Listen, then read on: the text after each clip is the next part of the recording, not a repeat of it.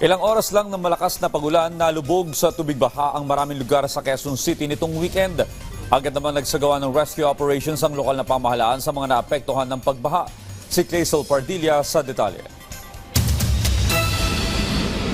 Nagmistulang ilog ang ilang bahagi ng Barangay Katipunan sa Quezon City alas 3:45 ng hapon itong Sabado. Sa Lower Manga Street, sumampa sa 7 talampakan o halos isang palapag ng bahay ang baha dahil sa matinding ulan, dulot ng pinagsalib na pwersa ng habagat at low pressure area. Mabilis na nagsagawa ng rescue operation para sagipin ang mga residente.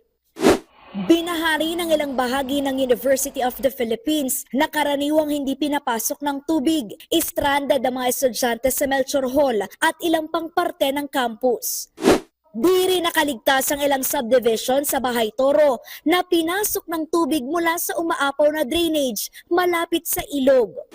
Lubog din sa baha ang ilang lugar sa Barangay Botocan, Quezon City. Tumirik ang isang puting SUV na ito sa gitna ng kalsada na hindi na kayanang umandar dahil sa taas ng tubig. Agad namang rumisponde ang search and rescue team ng QC Police District para itulak ang sasakyan at sagipin ang pasahero nito.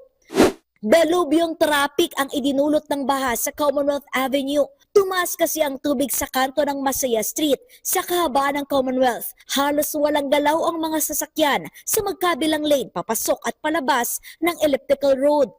Halos isang talampakang baha ang inabot ng mga establishmento sa Visayas Avenue. Hirap ding makadaan ng mga motorista.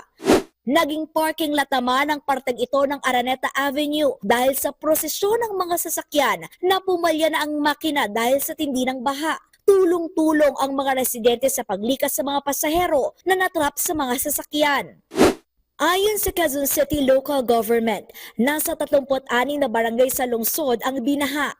Pinakanapuruhan ng una, ikatlo at ikaapat na distrito ng syudad. Tinawag ng UP Resilience Institute at UP NOAA Center na phenomenal o pambihira ang pag-ulan kahapon na karamihan ay bumuho sa Quezon City at Nangka sa Marikina. Pumalo kasi sa 121 millimeters ang dami ng tubig na bumagsak sa loob lamang ng isang oras sa kasagsagan ng ulan. Higit na mas mataas ito sa 90 millimeters noong nanalasa ang bagyong Undoy. Ipinag-utos na ng QCLGU ang mabilis na pagsasaayos sa mga drainage at walang humpay na declogging operation para mabilis na humupa ang baha.